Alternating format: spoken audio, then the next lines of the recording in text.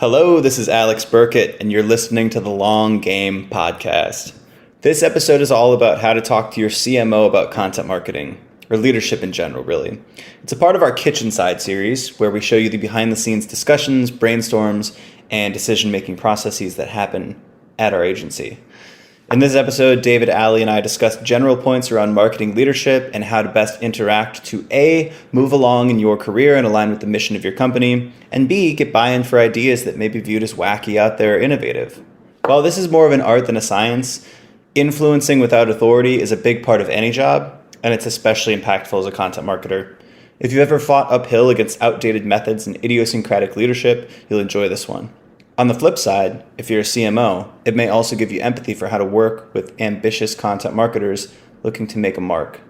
Without further ado, I hope you enjoy this episode of the Long Game Podcast.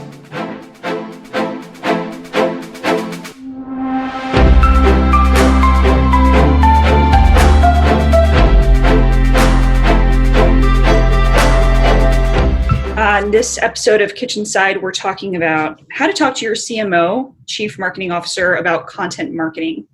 So we have Ali, Alex, and David here. Who would like to go first? Let's define the role of a Chief Marketing Officer first. What do they do, and what do they do differently from maybe head of content?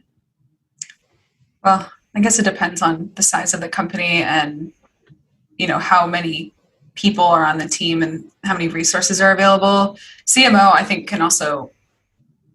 we can also apply like VP of marketing to this as well. Just like any type of leadership in charge of like an entire marketing organization, and whoever like the content org lives under. That's what I would think that is. Yeah, I think if we're gonna, we could spend the whole time talking about the various duties of a CMO and how that's changing. Actually, there's been a lot of talk around how like there's like chief growth officers and whatnot, and like how that role evolves. But I think for our purposes, it's just the boss. It's the person who makes the calls when it comes to marketing. They own the team, they own the department, they own the inflow and outflow of customers, all of that stuff. And it's very different at like the small stage startup versus like a public company CMO could not be more different than like a Series A CMO, if you even have one at that stage, Yeah, I think maybe the thing that like regardless of company size, the CMO is they don't just own marketing, but they own how marketing affects the other business functions, and they help align what the other business functions and marketing are doing together, like sales and marketing alignment and marketing and product alignment and so on. Would you say that they're more of like a visionary because they have to communicate like the overall goals, basically? David, you're kind of on that point, like communicate that down to the head of content, whereas the head of content may not be seeing the higher level goals as much. I hesitate to use the word visionary, but they would be more like directing the marketing org in a direction that aligns with the company business goals. Like, I know that some CMOs tend to be a lot more operational versus like the visionary, like big ideas type of person. So it's, I think that's more of a style conversation. Gotcha. Yeah, I do think if you're too in the weeds, then it's probably like you're probably not actually a CMO. Like, I think then it's probably you're just giving yourself that title because you have 20 people at your company. Yeah, I think it depends on the size too. The company I'm at right now, our CMO is just as much a practitioner as he is a director and, an organizational visionary or whatever, because we're a team of 3. But like Alex said, a team of 100, I think, a CMO type position definitely oversees more than they execute. I mean, I could call myself a CMO of Omniscient, but I'm not doing the same thing as like the CMO of Oracle. It's just an absolutely different job. Right. And I don't know. So the scale thing is huge, but I think we should just like say the VP marketing, the CMO, whoever's kind of in charge for the marketing department and works with the other heads of departments to synergize, which is one of my favorite words. And I think for the purposes of this conversation and, any heads of content or director of content listening, the CMO is equal to whoever you report to or whoever's in charge of like giving that buy-in, giving that budgetary approval, any of that stuff that you're looking for, which is what we'll talk about here today. Okay, so how would the head of content or a content strategist talk to their CMO? Like in what ways? Maybe to get buy-in for strategies? I mean, yeah, You go first. Okay. I mean, I'm just going to scratch the surface. I think there's a ton of ways to interact with CMO. Again, depending on the size of the organization, depending on what other machines are running in the marketing organization. But I'll speak from my experience, which is super tiny. Buy-in for strategy, building a bridge to other parts of the company. So setting the stage with sales org, customer service, product teams, and then also getting budgetary approval for like headcount, tools, just stuff like that you might need to do your job. Do you establish that stuff, or do you ask for that, or like do they kind of give you those figures like when you're coming in? Let's assume that in this case, like you already have buy-in from the CMO or whoever the boss is on content marketing. Like they believe in content. I feel like that's actually not to be taken for granted. Right. That's something that's usually actually in many cases you do have to fight for, like your own job in a way. Yeah. But let's assume that. Like, do they also come in with kind of boilerplate, like here's the budget that you get, here's the headcount you get, or is that something you jockey for?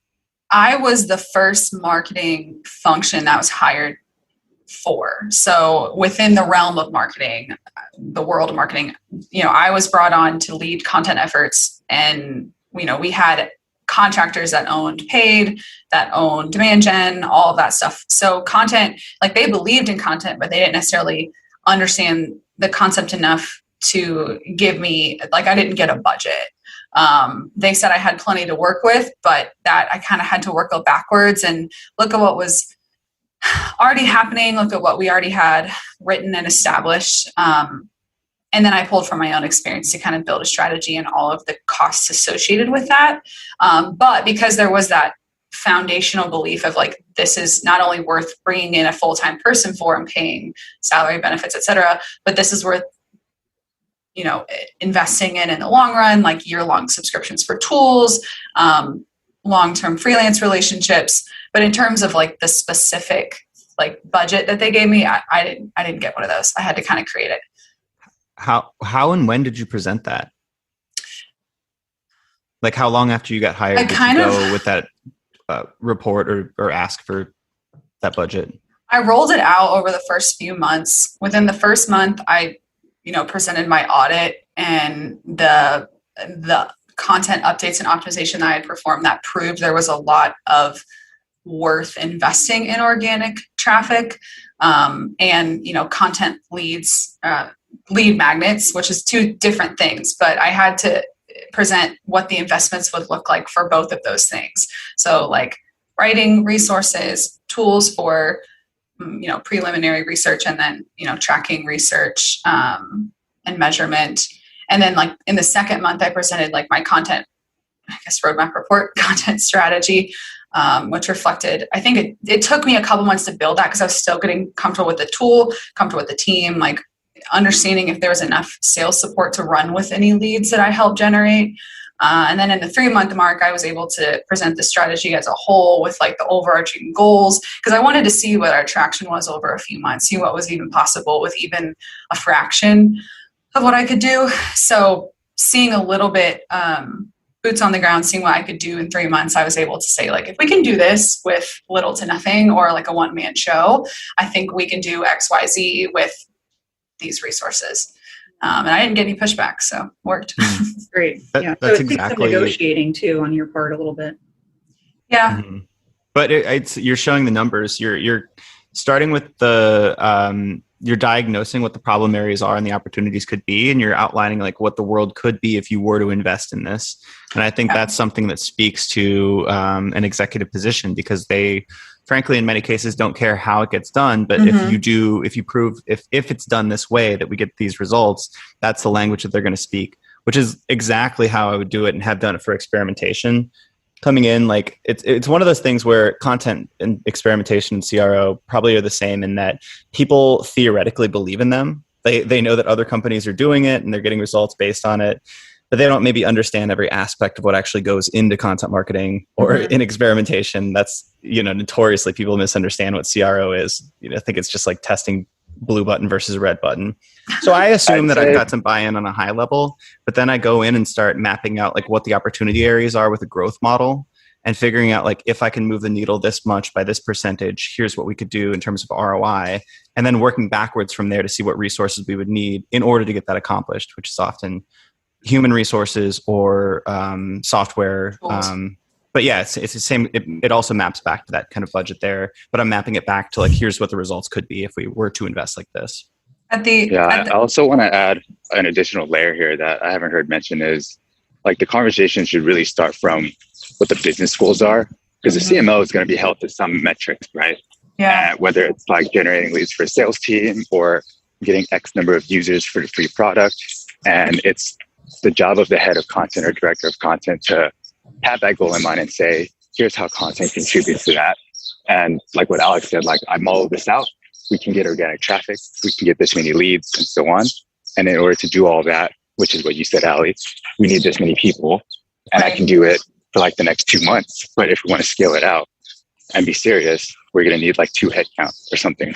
Right. And it's like knowing what the CMO cares about and figuring out how your job contributes to that is one, like how you keep your job, but two, like how you make it like a content strategy, right? You don't just create content for the sake of content. It needs to fit into a wider business strategy. Yeah. I would even say the timeline that I walked through is probably a little aggressive, depending on, where you're starting and what kind of organization you're working in. I ramped up really quickly because our traffic numbers were small. Like I was building from scratch. And I would even say, even though I've presented what I've built, it's far from, well, your content strategy is always a living document, but mine is far from concrete. I'm still learning, understanding how it changes. And I've left a little bit of wiggle room. And I made that really clear when I was pitching that, these numbers will probably change as we see different inputs, like, change and impact things. But like David said, I mean, one of the first questions I asked was like, what is happening with these leads? How does the other team expect content to play a role? Like, why was I one of the first functions that was hired? Because, executives might not know what you're doing, but they need to know that you know what you're doing. And, all the due diligence that we mentioned here is part of that. But the questions that you ask also show that as well. Yeah. Is this where like growth marketing, like we had a conversation about this growth marketing versus content marketing, where you have a little bit of that knowledge of being able to track metrics? I mean, you want that, especially if you're dealing with the CMO and somebody who wants that information. Yeah, this is probably a very clear example of how that can overlap, or how you kind of have to bake it into your content. If you come in as more of a creatively minded content marketer or content strategist, like, especially if you're part of the ground level, I mean, you got to prove what you're doing and what you plan to do, how you plan to track it, how you plan to ultimately, like David said, support what the CMO is trying to do, and what they need to report on in the long run. What if the CMO isn't actually goaling themselves on quantitative metrics like MQLs or leads or something like that? What if they actually are going for some broader vision of thought leadership, which I actually think is probably pretty common with somebody who's hiring content marketing, or sometimes social or something like that? Like I do feel like sometimes the marketing department, is a little loose on goals. So like what happens then in terms of like how you communicate those expectations and budget requirements? Well, my first thought is I would still go to the heads of the other departments to understand what their goals are. Because ultimately, like I want my section of the organization to support everyone, and learning how to communicate not only with your CMO, but other chief officers or executives or other leadership positions, like depending on the type of content you plan to create, especially that leadership, like you need to build those relationships just for writing and production purposes. But in terms of, setting your goals with a more qualitative metric, starts with the CMO, to explain that vision. And well, let me phrase this differently, because I think like we're coming in from the context of a small company, but let's say you come into a bigger company and they actually do have program goals. They have organic traffic. They know their leads that are attributed from content, and maybe like the content program is starting to stagnate, right? Maybe there's not a lot of like interesting content or thought leadership being put out, and you want to come in and actually develop a program like that. How would you theoretically do that if you were to? Well, caught me off guard here, Alex. Put on the sheet. I'm stuck I don't think this is necessarily theoretical. No, it's not. I'm stuck between my big company experience and then my tiny company experience. Two sides of a coin. So they're two different worlds, right? Like Very. Big company and small company persuading the CMO. I would say, like, I would probably start with building the relationships and understanding like who in the company already has a presence like on the content channels, who's willing to share what they're doing as we, use thought leadership is ultimately used to build authority and trust with an audience. So we start by leveraging other thought leaders in the company, whether they're on the content team or leaders in like other departments. I don't know. I really did my program at HubSpot from scratch. I never really got it down to like a science, unlike what we do here, which is both a science and an art. Do you know why people initially trusted you to start working on the program? Like, when did you start pitching the idea? How soon because hired? I realized that so much of what we were writing that came from an organically driven strategy. So like SEO, keywords, competitor research, all that stuff. We had the authority in the company to write about it. Like here I was, a pretty young writer with some firsthand business experience. And I was researching things written by other companies, stats, experience, stories, opinions that these other publications and other things online, just as valid, but they were sharing them with me. And I was linking back to them and I was sourcing them. And I was like, aren't there people at HubSpot that do this themselves? Like, aren't there people who live like on our marketing and sales and customer, like all the teams that we market to or HubSpot marketed to then, can't I leverage internal knowledge, which not only would help me understand the topic, so selfishly, but also inherently promote the authority across the organization beyond the small content team that I was working on.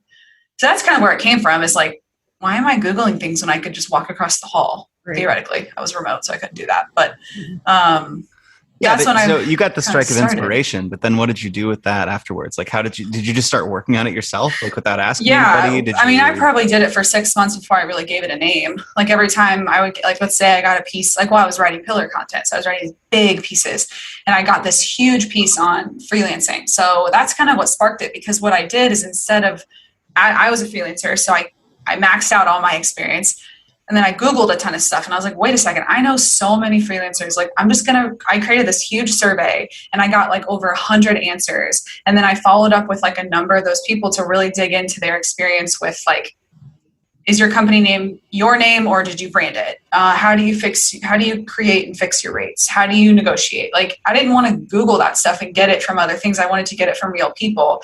And then I realized like, so many of the pillars I was writing, like the ultimate guide to email marketing, the ultimate guide to branding. Like I wanted to go to the HubSpot brand team and get the nitty gritty on that. Now I'd support it with other research, but that's why I really wanted the core message to come from the team, because that it was a kill two birds with one stone thing. Like I was able to also promote the company, promote the authority.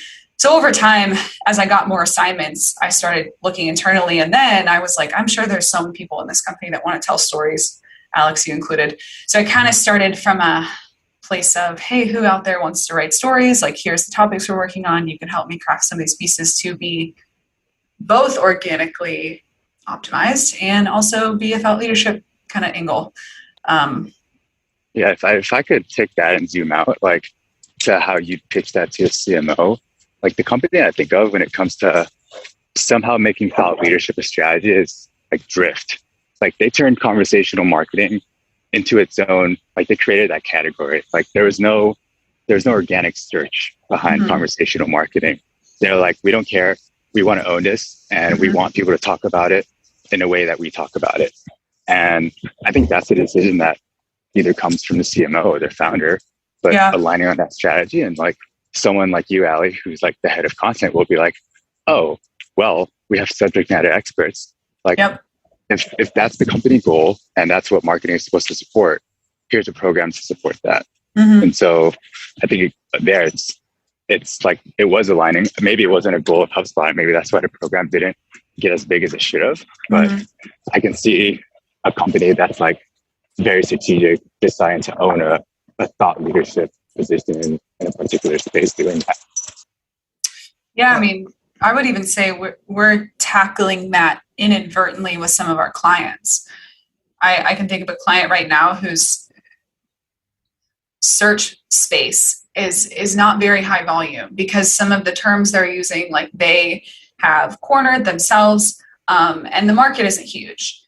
But I don't think that's a bad thing. I think that's one way to kind of carve out that corner of the SERPs when that, well, you can. Those words and that terminology ultimately booms.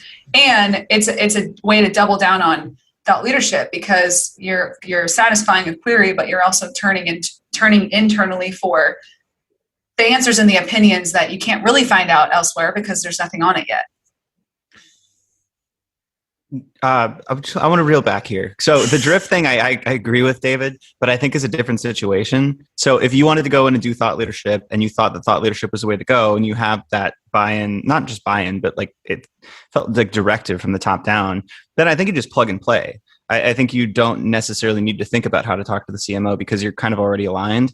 I think in Ali, in your case with HubSpot, like there wasn't antagonism towards the idea of doing thought leadership content, but the idea wasn't in the ether already. Like nobody was really doing this or thinking about it. And the interesting thing to me about how you did that at a big company, being a relatively new employee, was you took the initiative on your own. You played within the rules, like you did your work in terms of like what people expected, but then you started to diverge a little bit and you started to like incorporate some of the stuff you wanted to do. You got results. People liked it. It was successful. And then you sort of brought that back and showed the results and got buy-in like progressively. You know, it snowballed. And then I think, correct me if I'm wrong, but you started to do more official, formal communications around that too. Like you started to do like events at HubSpot where you would communicate all these things to other teams and then executives sort of saw it. But it started out at this like very small level where you just sort of took the initiative and it was sort of a, you know, ask forgiveness, not permission. And then you took those results and parlayed those into like more and more excitement for it.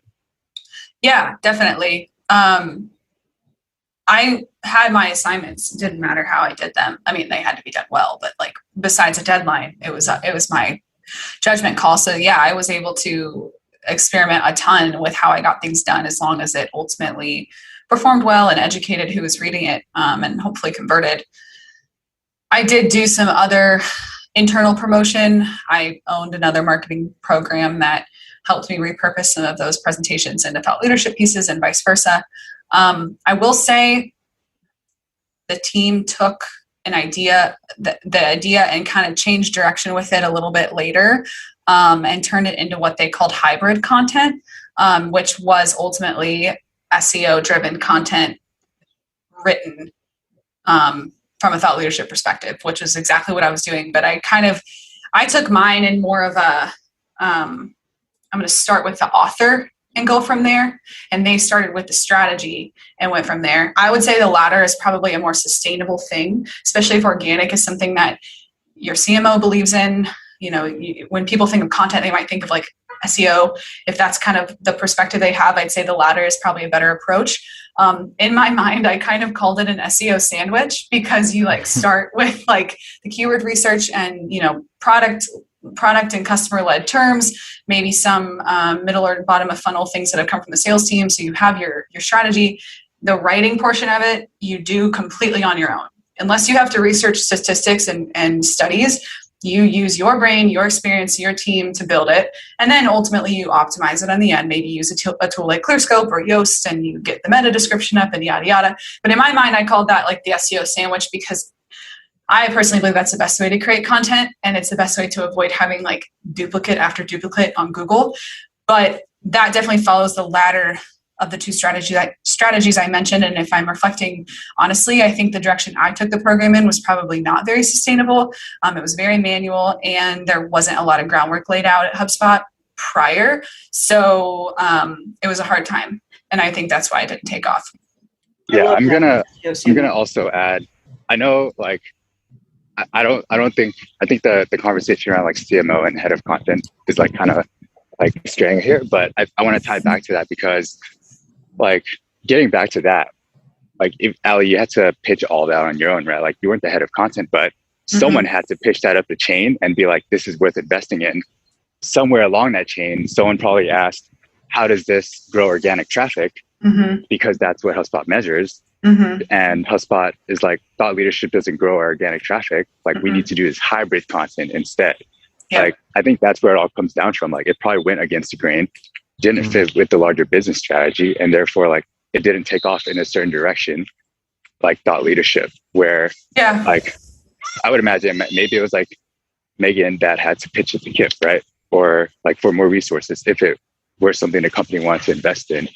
So that's the angle I'm coming from, where like if the CMO did appreciate that sort of strategy and want to go in that direction, it probably would have been a different story.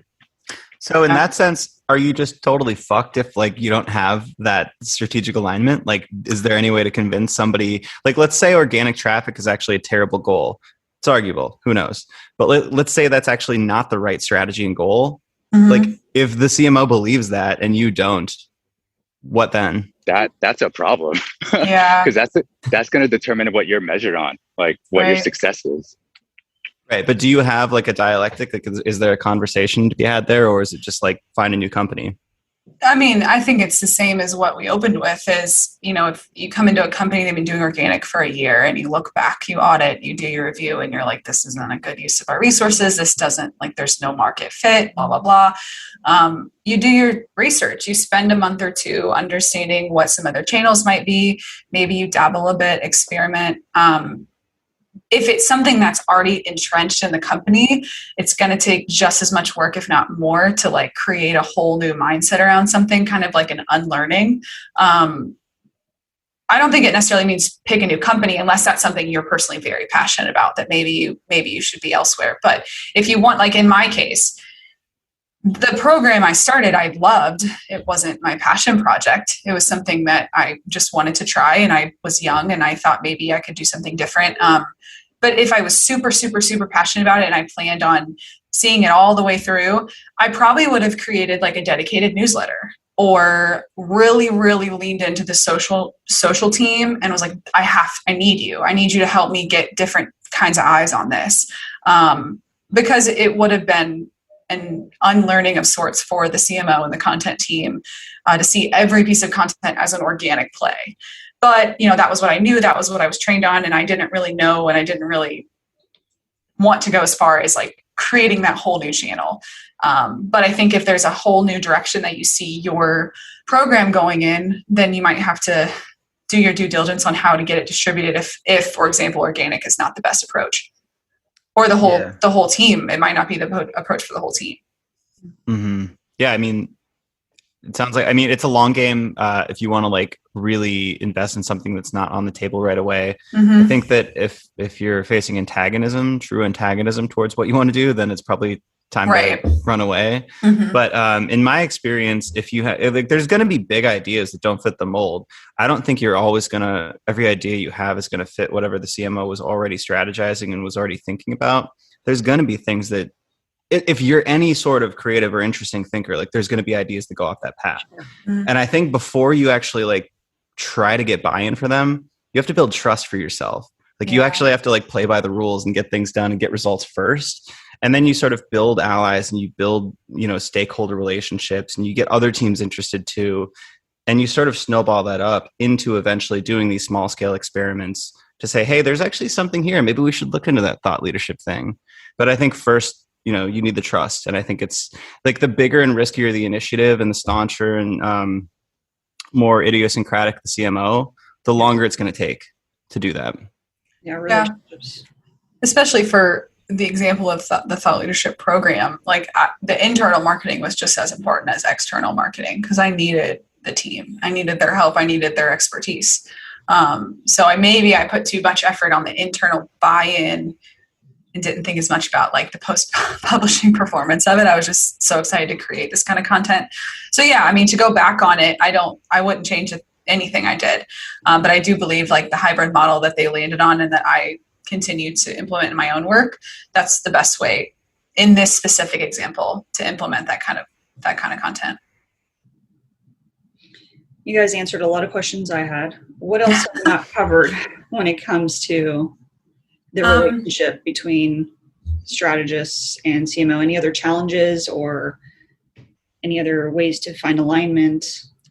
Well, we haven't talked about how to get buy-in for headcount or human resources. That's something I just embarked on as well. Yes. I'd say the process is pretty similar, but it also, I think it personally involves a lot of humility, especially if you're a team of one. Like I basically had to admit, like, I can't do this alone, and that's okay, because when it comes, well, really anything, but especially creating content, over time, diminishing returns, you can't just continue to churn at the highest quality. And in my specific case, I wasn't a subject matter expert on everything I wanted to create. So instead of, making myself feel bad and also trying to get out there and learn everything at once, that was my argument in terms of bringing in a freelancer that had experience with some certain clusters I had created for the blog. Did it work? Did you get what you needed? Yeah. I was able to interview a handful, and I chose one that's been awesome. But it was new to them. Like, they had never brought in a freelance writer before. Their experience with contractors in general hasn't been great. So it was definitely a slow moving process, but I kept them in the loop with my entire interview process. I showed them the test pieces that they did.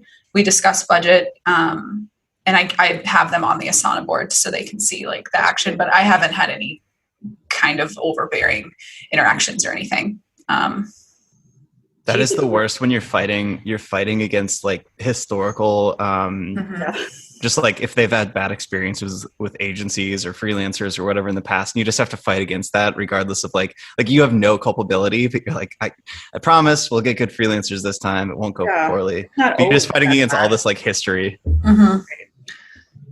Interesting. Anything you want to add, David, that maybe we didn't talk about? No, I'm good. This was interesting. Yeah. Alex, what about your experience getting buy-in for certain software tools? Software tools. So one, I think there's a lot of trust and there's a lot of interest in experimentation as a program. Two, I often second guess myself because I've had to do a lot more politics in the past, and here it's not as political. It's like if you believe in something, if it fits in the realm of feasibility budget wise, and if you can make the case for it, like you go and do it. So a lot of it's just my own internal monologue saying like, oh, you need to like get buy-in across teams and like get small wins and do the whole thing that I used to do at some large companies that I've worked at in the past. It's completely irrelevant here. Like I don't even need to do that. So I just go do the thing. Why do you think? So I will say it's been a lot simpler. What's that? Why do you think it was like that in the past? Some companies rely a lot more on political, persuasion than others. I think that's just a thing that you'll fish out, and you just learn like the first couple months. Like this is a big theme in terms of like career advice. Like you'll read this in like the first 90 days, but like one of the first things you want to do is just observe how people make decisions and how people operate and what they're goaled on and what they're incentivized by. Because it's going to be different at all kinds of different companies. Some companies completely incentivize action. Some companies actually love it when like employees market themselves internally. Some, like my current one, really don't like that, and it's actually looked down upon. So I think you want to know like how people operate, how your boss does, how your boss's boss does, what makes them look good. You know, how other teams around you are perceived and how they're incentivized. Like this is all just like the first 90 days, first 30 days, first 15 days, right?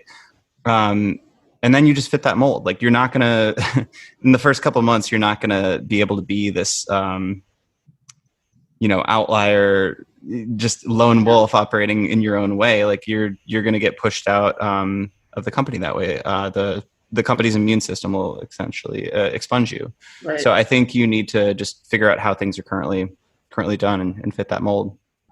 Under promise, over deliver. After observing. James Altucher always says like the over promise, over deliver, but I think that causes a lot of stress. I don't know. Yeah. Cool. Anything else to add? No. That was a good conversation. It was. Thank you guys. Thanks. Thank you.